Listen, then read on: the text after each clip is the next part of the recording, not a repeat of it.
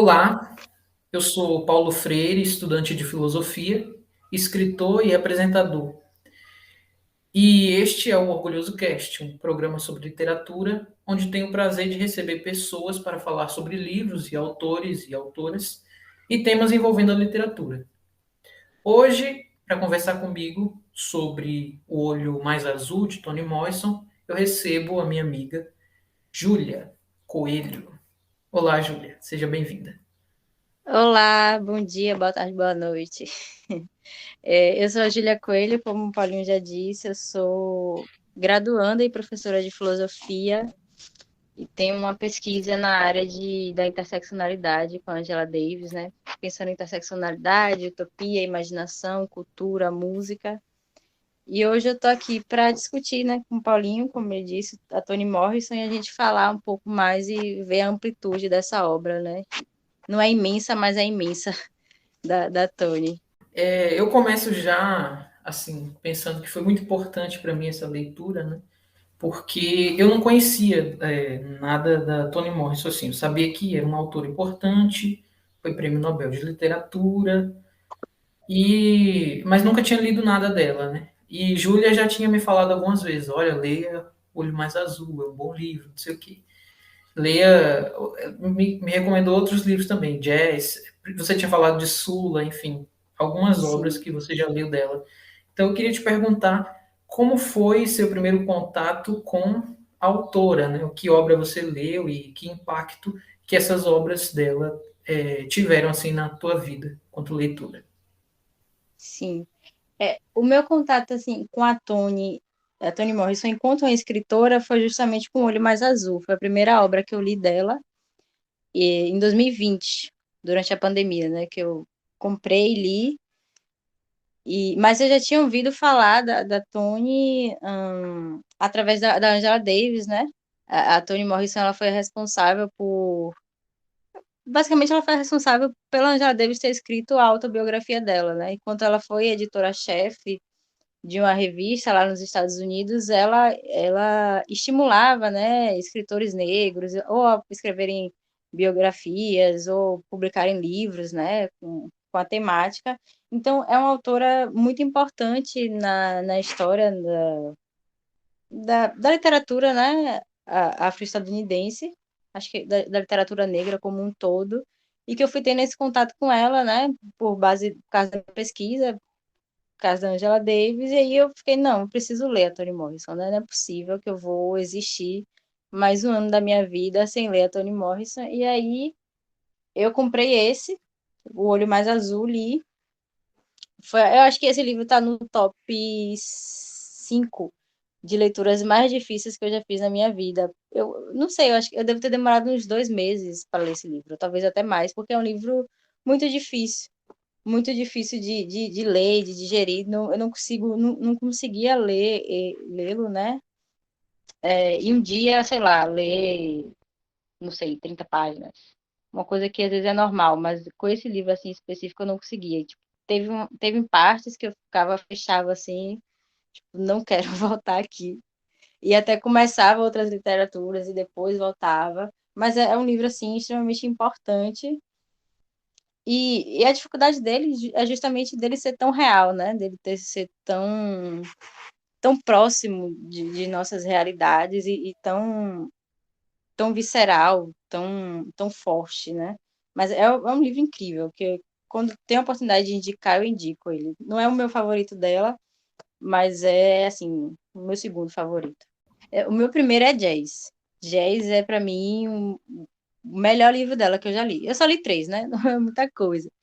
Mas eu amo Jazz, assim, é um livro incrível, muito bem construído, as histórias, elas são muito bem construídas, os personagens, até os piores personagens, e isso que me deixa furiosa além do Toni Morrison, que até os piores personagens, eles são muito queridos, né, porque eles têm uma história, eles têm uma verdade, eles têm uma pulsão, assim, muito forte, que não dá pra gente simplesmente odiar esse personagem e tratá-lo como um personagem horrível, mau, pessoa terrível. E aí no jazz isso é muito forte, isso no jazz. Então isso é muito interessante.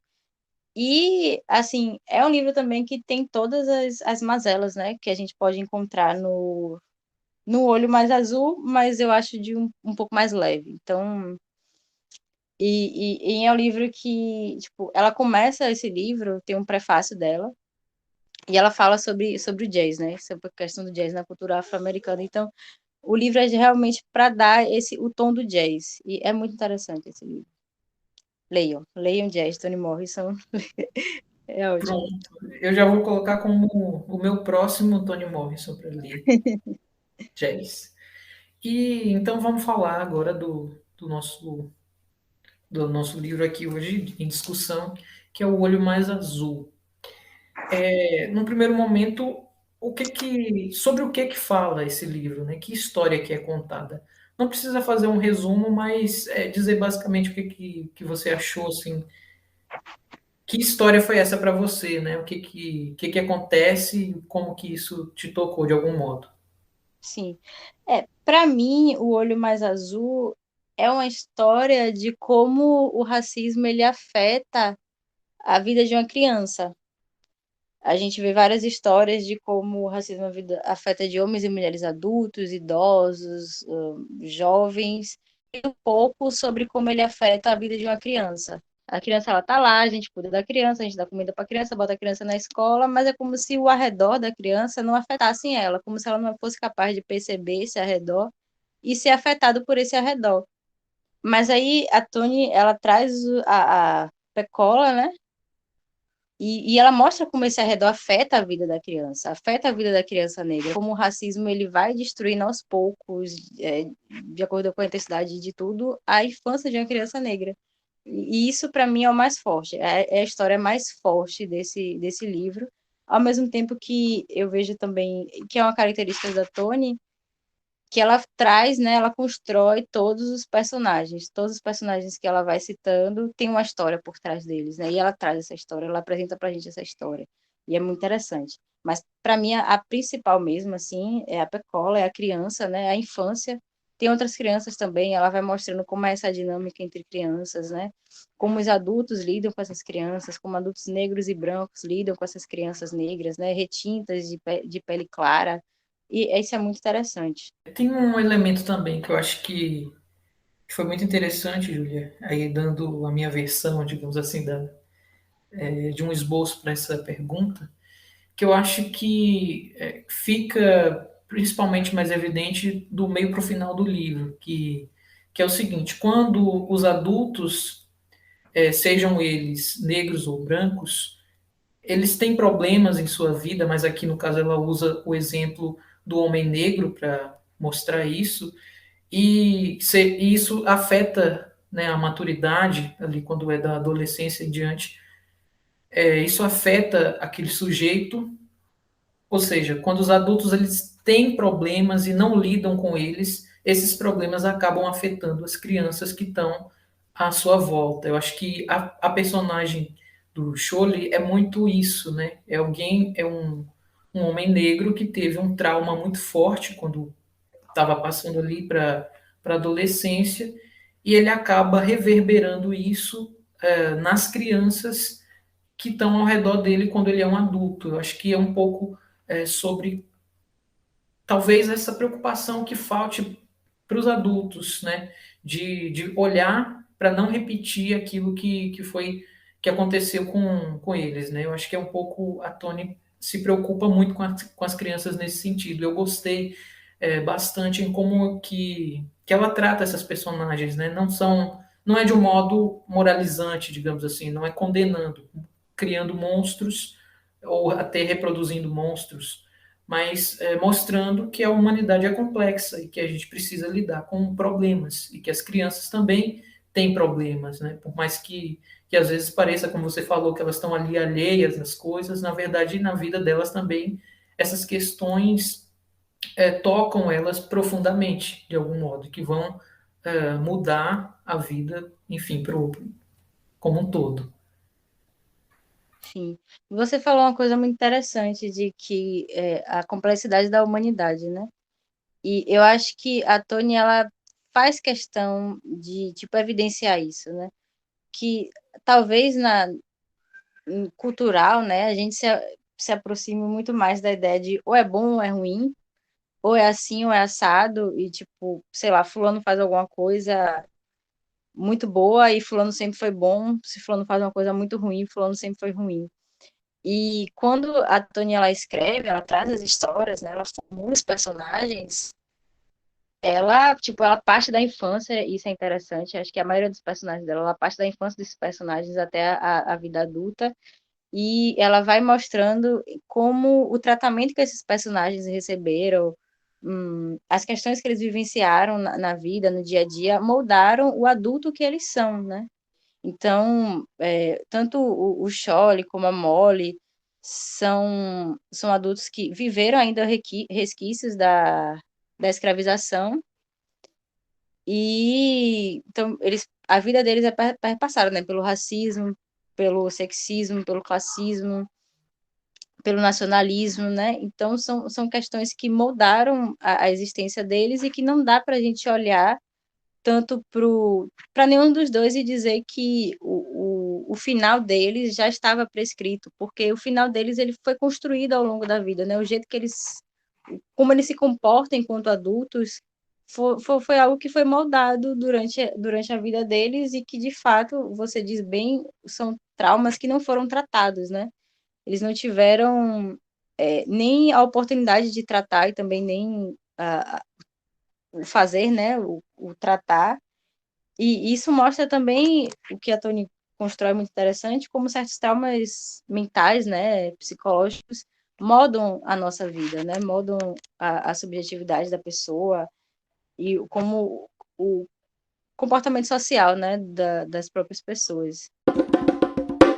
Bom, para a gente ir avançando um pouco nessa obra que é bastante densa, né?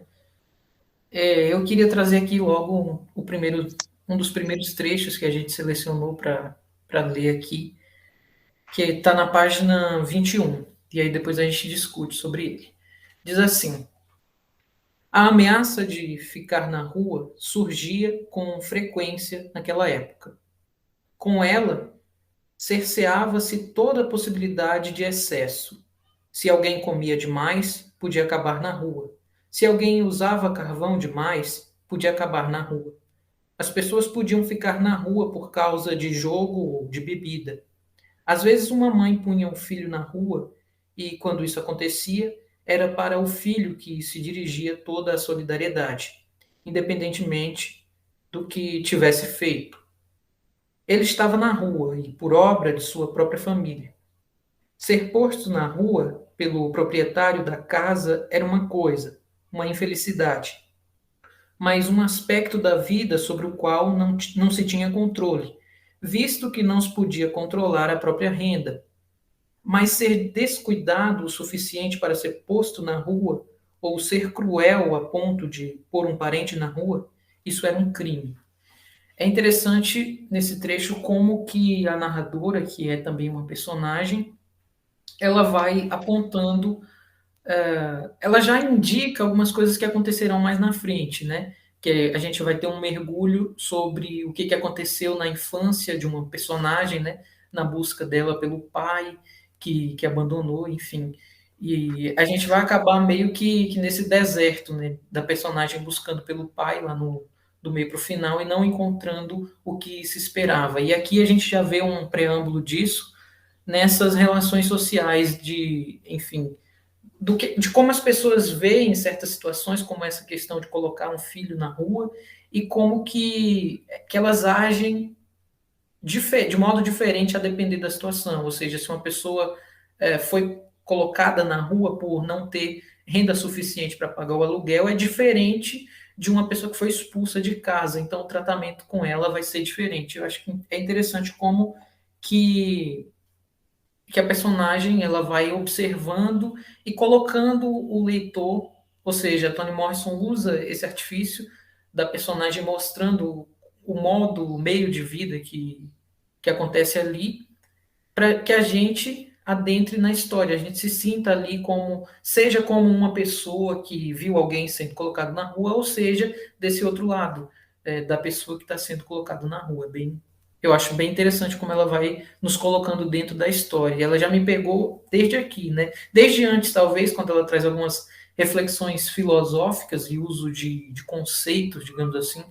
Por exemplo, quando ela diz que se felicidade, isso na página 20, a personagem diz, se felicidade é expectativa acompanhada de certeza, estávamos felizes. Olha o tipo de complexidade que tem o pensamento da personagem. Não são personagens rasas, são personagens que estão refletindo sobre o que está acontecendo com elas. O que você pensa sobre isso, Júlio?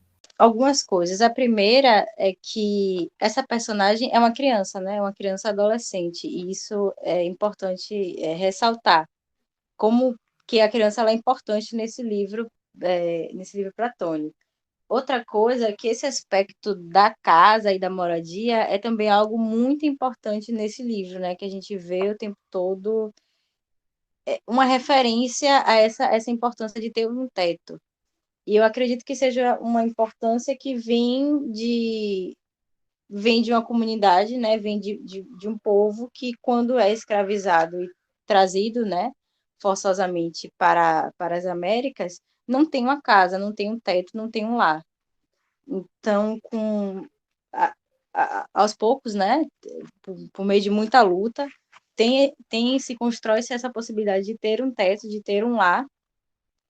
Então, isso se torna muito importante e muito referenciado nesse livro, porque a gente vê na orelha dele que a história, né, na orelha, ela começa quando o Scholle, ele bota fogo na casa, e é também como a Cláudia, né, a narradora, ela conhece a Pecola. O Chore, ele bota fogo na casa, bota fogo na própria casa. E aí a narradora tem uma parte, não me lembro a página específica, que ela fala o quanto isso foi mal visto na comunidade, né?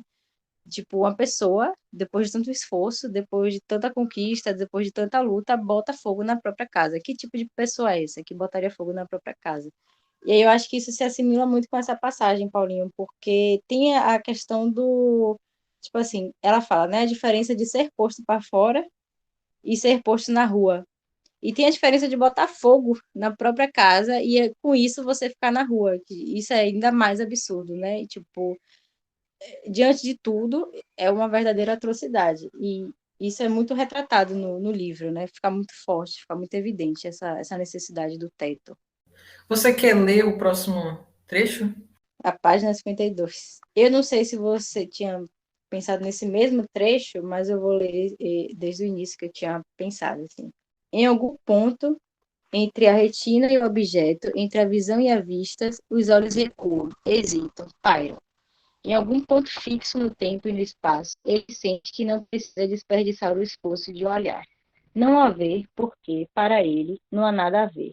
Como é que um comerciante branco, imigrante, de 52 anos, com gosto de batatas e cerveja na boca, a mente adestrada na Virgem Maria de olhos meigos, a sensibilidade embotada por uma permanente consciência de perda, pode ver uma menina negra? Nada em sua vida nunca sequer sugeriu que a proeza fosse possível, que dirá desejável ou necessária. Sim, entre aspas.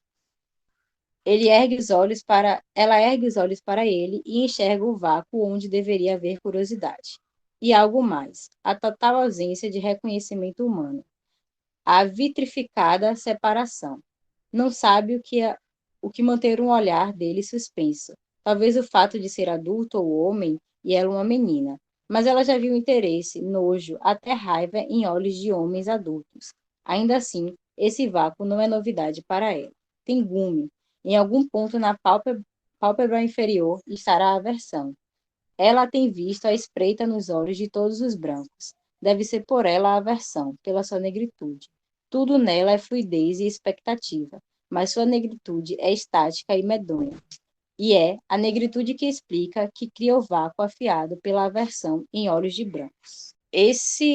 Para mim, nessa parte, assim, está construída não a personagem em si, mas como a personagem ela é lida pelos outros, porque a aversão, esse ser medonha, essa falta de humanidade, esse distanciamento, esse não encarar, não olhar nos olhos, esse não perceber da existência são coisas que vão acompanhando toda a trajetória da Pecola, toda mesmo. E, tipo, e isso não é só por esse homem branco, ela, inclusive diz, né, que é um olhar que ela não a surpreende, esse vácuo não a surpreende.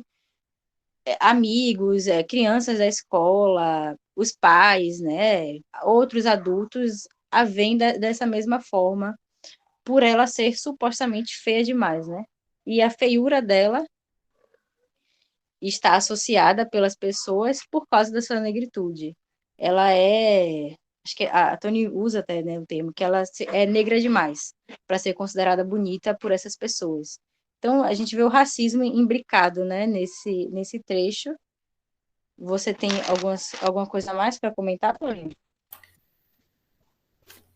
Tem um aspecto que eu gostei muito, assim, eu gostaria muito de destacar nesse trecho, que é quando ela usa a palavra reconhecimento. É um aspecto muito interessante, né? Para a gente pensar, porque como ela vai, como a narradora vai mostrando, que não é pelo fato da Pecola ser uma criança e o homem ali ser um adulto, né? Não é pelo fato dele ser homem e dela ser uma menina. É pelo fato da negritude. Ou seja, há um vácuo ali no olhar dele que é esse reconhecimento, essa falta de reconhecimento, no caso. Foi um dos aspectos que mais me saltou aos olhos, assim, nessa passagem e no livro como um todo, que eu acho que a Toni Morrison está fazendo também, de algum modo, um ensaio a respeito do reconhecimento, não só no sentido do reconhecimento do branco frente ao negro, mas do negro frente a ele mesmo, porque tem essa tensão também é, a respeito do tom de pele, como você mesmo trouxe há pouco, né? Não é só o fato dela ser negra que entre as pessoas negras ela vai ser considerada bonita, mas por ela ser negra demais, entre aspas, ela acaba sendo considerada feia, né? E aí tem toda essa história que vai nos levar a uma coisa que dói até de falar e de lembrar dessa passagem do livro, que é quando tem a questão do olho mais azul, né? Que, enfim, fica entalado na garganta de quem está lendo, porque é uma coisa tão absurda que, enfim, é importante nesse livro. Se mostra importante desde o título, quando ele traz o olho mais azul como título. É muito impactante. E esse livro todo, durante várias passagens, ele me levou ao Pele Negra, Máscaras Brancas, do Frantz Fanon. Eu acho que esse livro e o Frantz Fanon junto, o Pele Negra, Máscaras Brancas, eles se completam. É, a, talvez, né, esse livro ele traga em literatura o que o Fanon está trazendo em filosofia, em psicologia.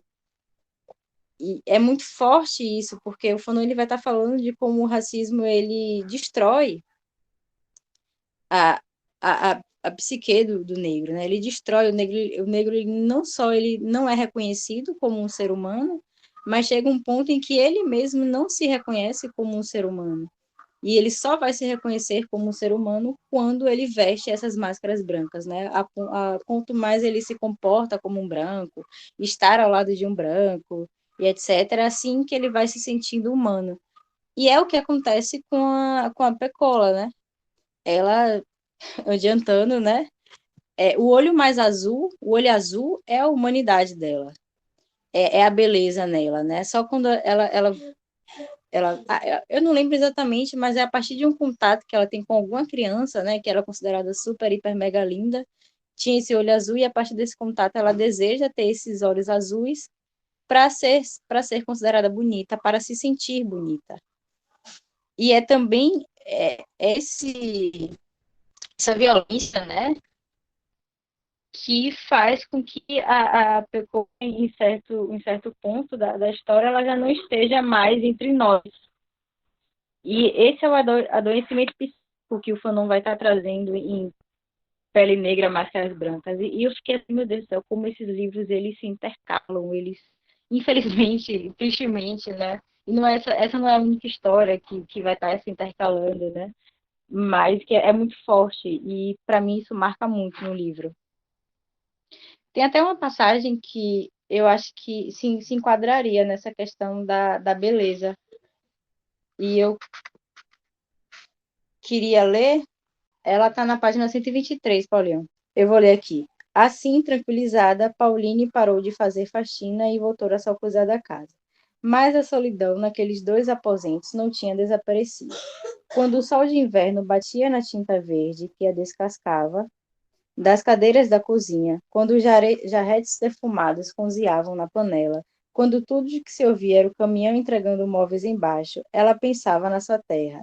Pensava que lá também ficava sozinha a maior parte do tempo, mas que esta solidão era diferente. Aí parou de fitar as cadeiras verdes, o caminhão de entregas e começou a ir ao cinema. Lá, no escuro, sua memória se reavivou e ela sucumbiu aos sonhos antigos. Além da ideia de amor romântico, foi apresentada a outra, a da beleza física. Provavelmente as ideias mais destrutivas da história do pensamento humano. Ambas se originavam da inveja, prosperavam com a insegurança e acabavam em desilusão. Ao igualar a beleza física com virtude, ela despiu a mente, restringiu-a e foi acumulando desprezo por si mesma. Esqueceu-se da sensualidade e do simples gostar. Passou a encarar o amor como união possessiva e o romance como a meta do espírito.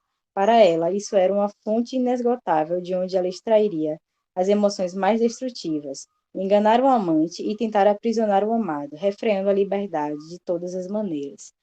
Duas coisas é marcante para mim nesse parágrafo e que dialoga com como a Pecola é vista, né? Que é essa questão da solidão, ela se sentir sozinha, ela é uma mulher negra, né?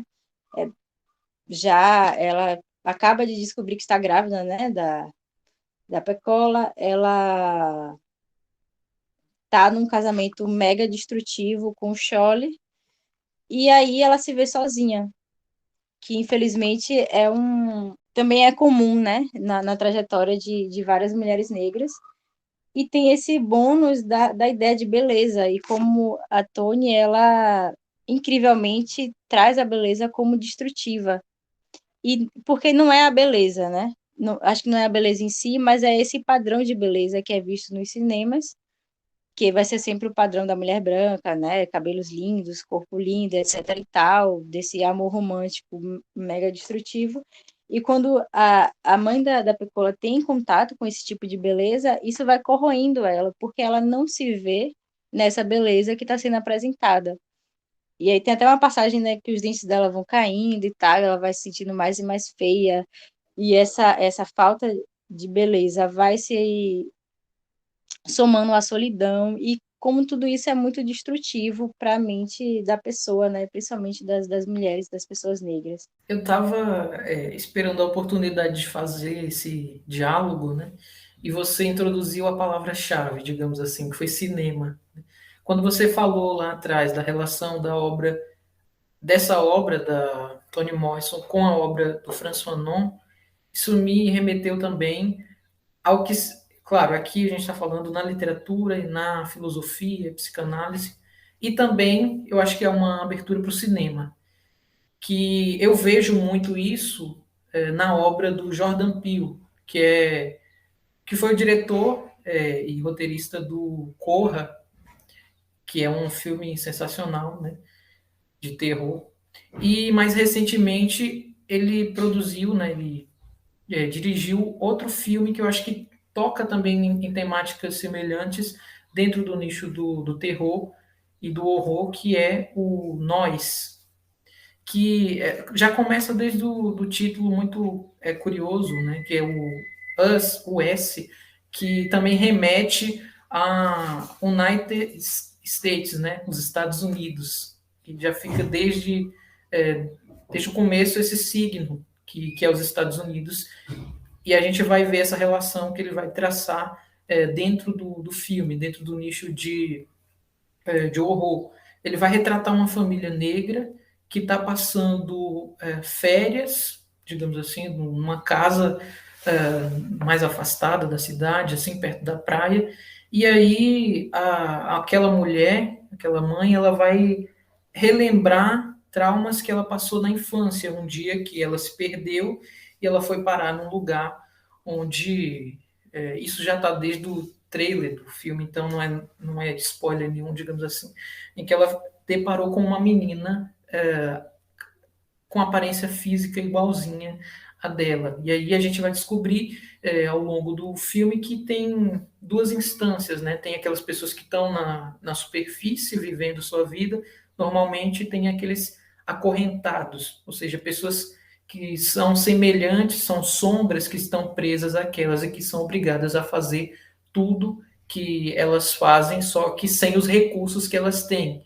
Olha como que isso é uma metáfora muito curiosa para falar sobre a situação dos negros dos Estados Unidos. Eu acho que a filmografia, que é pequena ainda, do Jordan Peele, é muito interessante para a gente pensar também esses aspectos, né? Desde o Corra, que é assim, chocante, até agora no Nós, esse filme mais recente dele.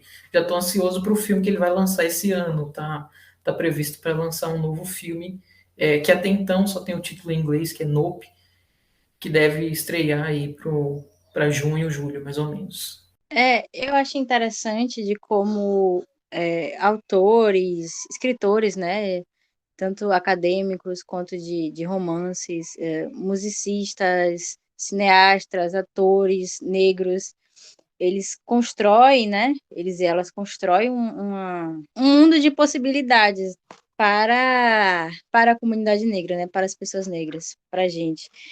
E isso é incrível, porque ao mesmo tempo que a gente vê, tipo, fortes denúncias, né? E tipo, a gente vê, tipo, a crueldade, a realidade escancarada, a gente não sei, a gente olha para, a gente assiste um filme desse, lê um livro desse e se vê no cinema, vê um amigo, vê uma amiga, e ao mesmo tempo que tem todas essas emoções que são mega difíceis de lidar, também há um start muito interessante de acolher, de acolhimento de trajetórias e personas negras que não foram acolhidas, né? Não, outroras não foram acolhidas, tipo o racismo, o abuso sexual, a violência contra as crianças, são histórias que fizeram parte da, da história, né? Da escravização, da vida, da trajetória negra, e muito por obra de pessoas brancas, né? E por isso justamente que são histórias apagadas a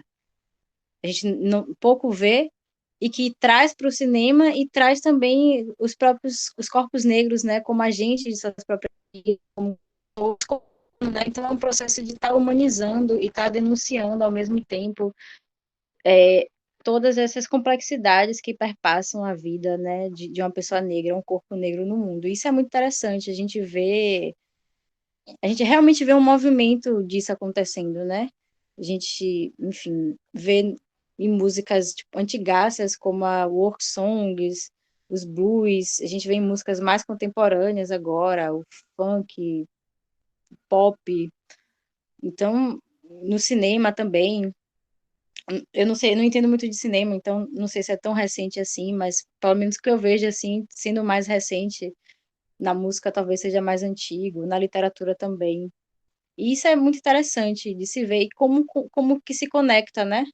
Não sei se são pessoas que se leem, né, para escrever, para produzir, mas que com certeza há um fio conectando essas obras. Aí eu também não sou muito conhecedor de cinema, não, mas eu tenho acompanhado pelo menos esses filmes mais novos aí, mais recentes, dos últimos 2, 3 anos. Eu tenho gostado de ver como que a representação, não só da pessoa, né, do indivíduo negro, mas de uma cultura, ela tem sido valorizada. A gente viu recentemente no A Voz Suprema do Blues, né, que você até falou lá Uhum. naquele episódio que você gravou para o podcast do Pet e tal, como Sim. que é bonito assistir aquele filme, né? E ver a cultura negra na música bem representada ali na voz da Má. É muito forte aquele filme. Então, a gente pode afirmar, né, que tem tido esse movimento mais forte aí nos últimos anos, sem desvalorizar, claro, quem já começou desde antes.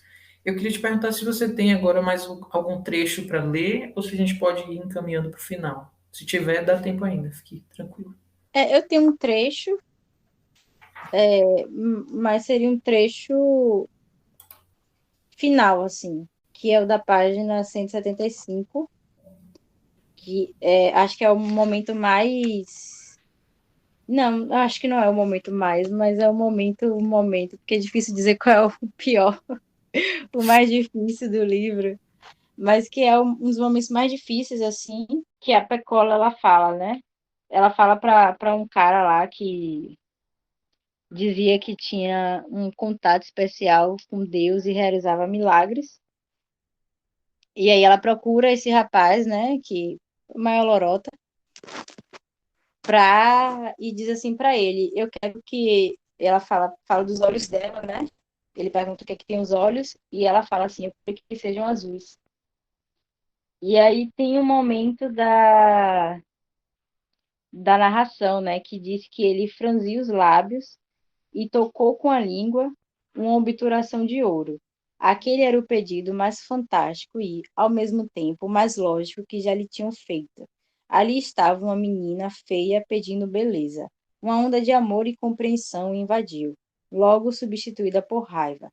Raiva de não poder ajudá-la, de todos os desejos que já lhe tinham trazido: dinheiro, amor, vingança. Aquele lhe pareceu mais comovente e merecedor de realização. Uma menina negra que desejava alçar-se para fora do fosso de sua negritude e ver o mundo com olhos azuis. Sua indignação aumentou e teve gosto de poder. Pela primeira vez ele sentiu, honestamente, vontade de ser capaz de fazer milagres. Nunca quisera de fato o poder verdadeiro e sagrado, só o poder de fazer os outros acreditarem que ele o tinha. Parecia tão triste, tão tolo, que a mera mortalidade, não o discernimento, o negasse a ele. Ou será que negava? E essa, para mim, é uma passagem muito forte, né? Porque é, é, a gente sente o desespero de uma criança, né? Da PECOD, que ela só vai se sentir bem consigo mesma se ela tiver olhos azuis. E é um desespero tão grande que faz ela procurar esse rapaz que engana as pessoas dizendo que é capaz de produzir milagres. E é esse o pedido, né? Somado a todo o abuso que ela tem do pai, que levam ela à loucura, que termina de jogá-la, né, ao fundo do precipício que ela vai caindo, né, chegando na ponta a cada página desse livro e esse é o que a faz decolar, né? Que ela esse spoiler, letra de spoiler. Esse rapaz ele engana ela e faz com que ela acredite que realmente tem olhos azuis. E esse acreditar que tem olhos azuis, mas toda uma série de traumas que acompanharam a vida dela, fazem com que ela se enlouqueça, né? Seja impossível alguém conversar com ela, ela conversar com alguém, porque ela acredita que tem olhos azuis, mas ela não tem olhos azuis. São olhos azuis que ninguém pode ver, além da imaginação da cabeça dela. E ela vai ficando cada vez mais solitária, cada vez mais sozinha, as pessoas abandonam ela.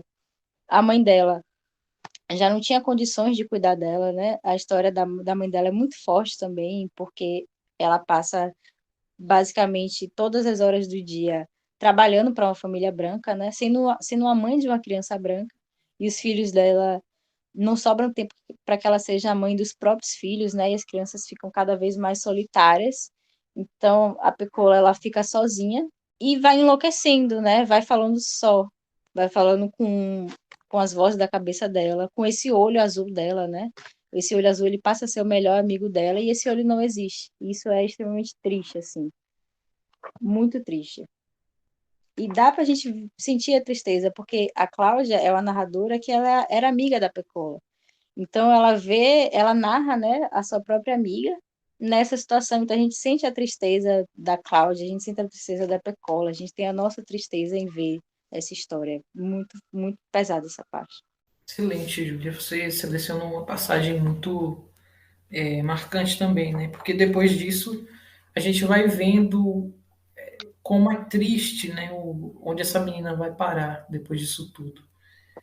Enfim, é um livro, como eu já tinha te falado, desde a leitura, né? Que a escrita da autora me agradou muito, então eu acabei lendo rápido, né? Para os meus padrões de leitura, que eu também leio pouquíssimo, assim, eu leio 30, 40 páginas por dia, mas esse aqui eu acabei lendo, tem 200 e poucas páginas, eu acabei lendo em 3 dias, porque eu estava tão envolvido nessa narrativa que eu queria me livrar dela, digamos assim, não de um jeito ruim, mas para ter esse sentimento de refletir o que, que aconteceu, o que, que se passou aqui. Eu acho que eu precisava disso e foi uma leitura sensacional. Já te agradeço imensamente de novo por ter escolhido esse livro, por ter feito com que eu lesse ele. Talvez demorasse mais para eu ler, se não fosse essa nossa conversa. E já adiantando um pouco aqui, a gente pode ir passando para as nossas recomendações. Eu não sei se você preparou alguma coisa, mas eu já até fiz uma aqui, né, que eu tinha separado para fazer, que foi o Nós, do Jordan Peele. Eu já falei brevemente sobre o filme. Eu queria recomendar mais um filme, mas aí, enfim, você pode falar primeiro suas recomendações. Você quer que eu fale primeiro? Eu não tinha separado, estava separando agora, mas você pode falar então. Pronto. Além do Nós, filme de 2019 do Jordan Peele, e enfim, eu separei aqui um outro filme que eu acho que aí é mais para a gente pensar esse aspecto da vulnerabilidade das crianças, mas que eu acho que ele faz, é um filme que faz isso de um modo muito bonito, assim. Claro que tem ali, a gente se preocupa, cadê as pessoas que deviam estar olhando essas crianças, né? O Projeto Flórida é um filme de 2018, 2017, 18, que é muito bonito, né? Ele vai tratar a vida de uma menininha e sua mãe, mas vai focar bastante na menina. E elas moram ali é uma espécie de hotel, só que não é bem um hotel. É um hotel passageiro, digamos assim. Você pode ficar um tempo, mas depois não chega a ser uma pousada, é algo entre um hotel e uma pousada, que fica perto da Disney, enfim, e a gente vai acompanhar essa menina ali, que está nas suas férias, ela não está no período de escola, então ela tem muito tempo livre, só que a mãe dela deixa solta a criança, então a gente vai acompanhar ela no comando de outras crianças ali ao redor daquele hotel e o que, que elas vão aprontar e os riscos que essas crianças desassistidas vão correr. E aí tem um faz tudo no hotel, que é até interpretado pelo William Defoe, que acaba sendo os olhos, né? Quem protege aquelas crianças das ameaças que rondam ali. É um filme muito bonitinho, assim, colorido, e que ele traz essa coisa que parece uma inocência, que não vai acontecer nada, mas que ao mesmo tempo faz com que a gente fique apreensivo porque aquelas crianças estão desassistidas, digamos assim, né? Não tem nenhum adulto por perto e elas rondam. A menina chega, eu tô dando isso um baita spoiler, chega a botar fogo numa casa, né? Só para vocês verem o nível de coisa que acontece, que a gente pensa que não vai acontecer nada.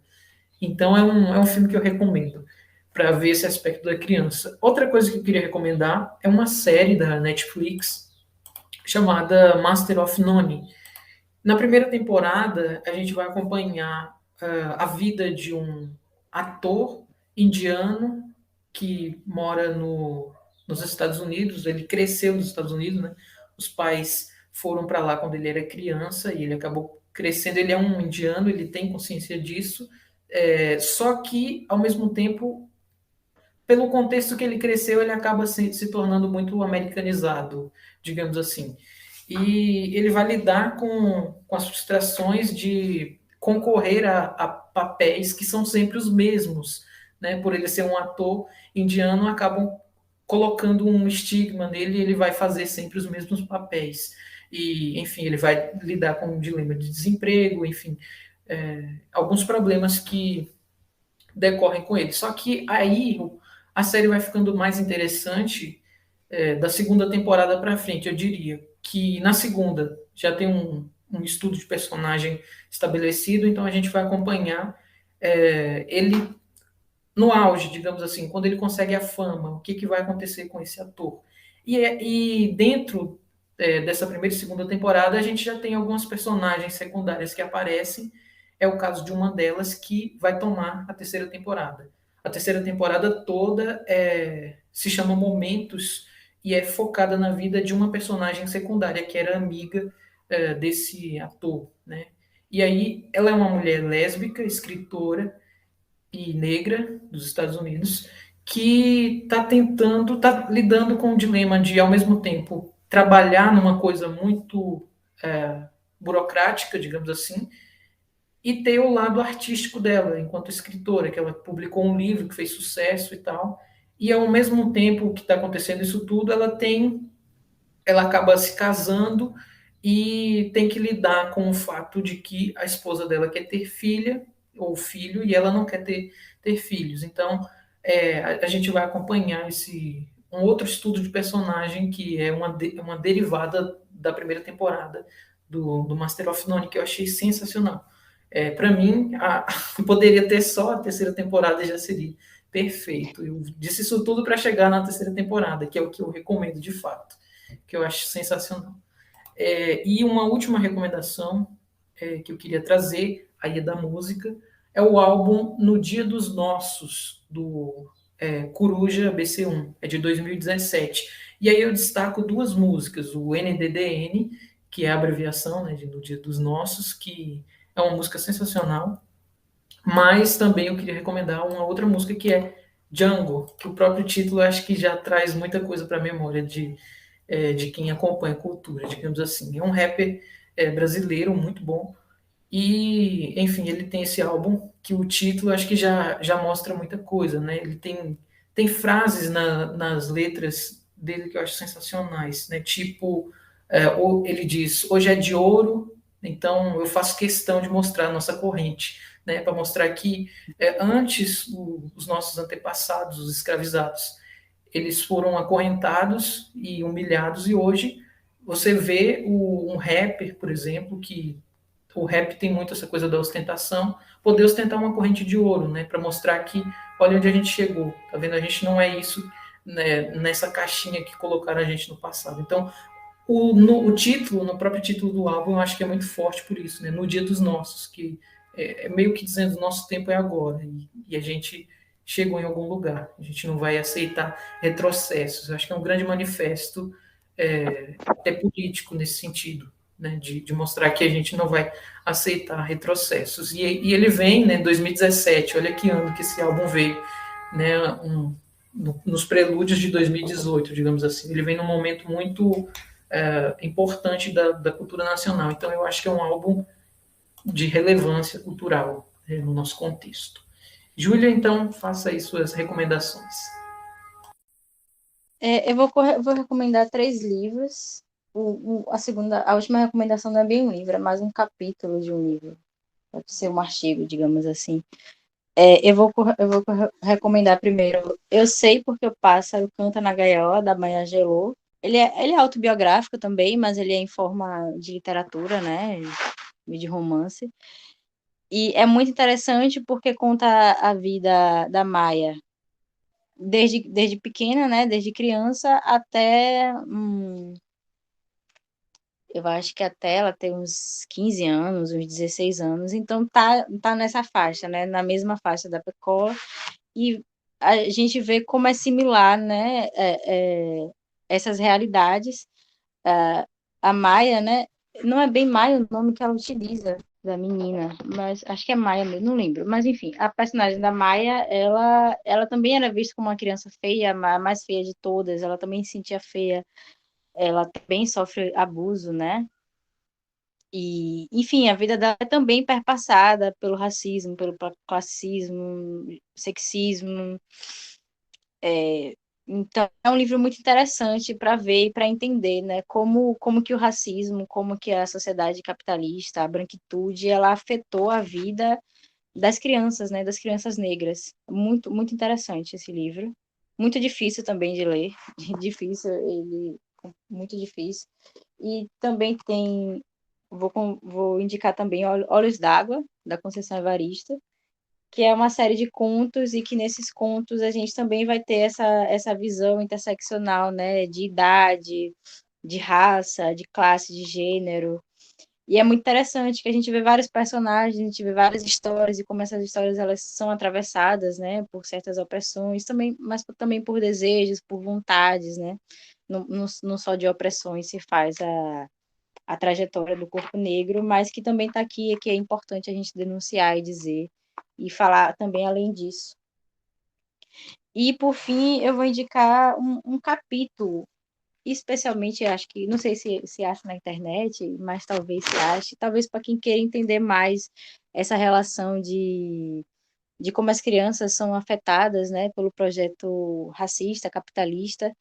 Eu indico o capítulo que a Angela Davis ela escreve, Destruindo o Sonho, a família negra e a crise do capitalismo. Ela escreve com a irmã dela, a Fania Davis, e esse capítulo está em Mulheres, Cultura e Política. Acho que dá para achar na internet, só ele, não sei. E é muito interessante porque ela mostra como o descaso com as crianças negras, né, a violência, a fome, tudo isso é um projeto. E é um projeto para que a comunidade negra não possa prosperar. Então, para impedir a prosperidade na comunidade negra, o sistema ele ataca primeiro e principalmente as crianças. Porque é na criança, segundo a leitura, né, delas, é na criança que está depositado o sonho negro de liberdade, de prosperidade. Então, o que é que acontece? O Estado, né, ataca as crianças para que não exista a prosperidade, não exista a liberdade, né, para tentar fazer, na verdade, né, com que não exista nem a prosperidade nem a liberdade. A gente também vai ver como a comunidade negra ela se articula tanto para proteger essas crianças quanto para continuar sustentando esse sonho de liberdade e prosperidade. Então é muito interessante a gente ver uma visão mais acadêmica, né, de como esse ataque ele é construído. Então ver também um diálogo muito forte com o Olho Mais Azul, por se tratar de uma criança que perde as chances de prosperar, né, depois de tantos abusos. Então dá para fazer vários diálogos interessantes. Eu indico essas 3 leituras para vocês. Excelente. Antes de encerrar, eu só queria dizer uma coisa, né? Que, enfim, eu acho que, de um modo geral, todo mundo sabe disso, mas eu acho que o meu amor pela literatura e por cultura de um modo geral vem disso que possibilita, né? De você tem um problema que é social, que é político, e aí você pode tratar, mas não como um tratado político, como um ensaio, que isso outras pessoas já fazem, né? Mas o artista ou a artista que vai retratar aquilo na cultura é a partir de um recorte, de um olhar, né? Da visão de uma criança sobre determinada situação que ocorre em sua vida, né? Pode ser da visão de um idoso, da visão de um morador de rua, né? Uma pessoa em situação de rua. Eu acho que a literatura tem esse lugar na escrita, né? Muito interessante, mas que não está só na literatura, né? Tá na música, tá no tipo de narrativa que se escolhe contar no cinema, né? Até nas músicas que se escolhem colocar como trilha sonora. Eu acho que é muito interessante e eu acho que o meu amor vem pela cultura, pela arte de um modo geral, vem daí, né? Dessa possibilidade de olhar para as coisas não só de um modo teórico, que eu acho que a gente que está envolvido com a academia acaba tendo um linguajar muito chato às vezes, né? De não Uhum, conseguir tratar os problemas como se fossem problemas concretos. A gente trata de uma maneira muito abstrata. Eu acho que a cultura me dá essa alfinetada, né? Seja a literatura, a música, a pintura, enfim, o cinema, de modo geral, acaba me dando essa alfinetada para olhar para as coisas de um modo mais concreto, com os pés no chão. Eu queria uhum. encerrar assim, né? E se você tiver mais alguma consideração, desde já eu É, agradeço, né, por aceitar, enfim, fica com as últimas palavras. uhum.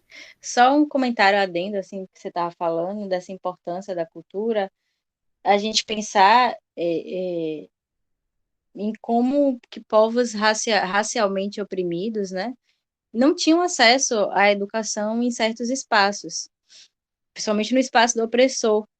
Então, principalmente a questão da oralidade, né, e da música, então, é muito importante e surge muito forte como essa fonte de denúncia mesmo, né, de resgate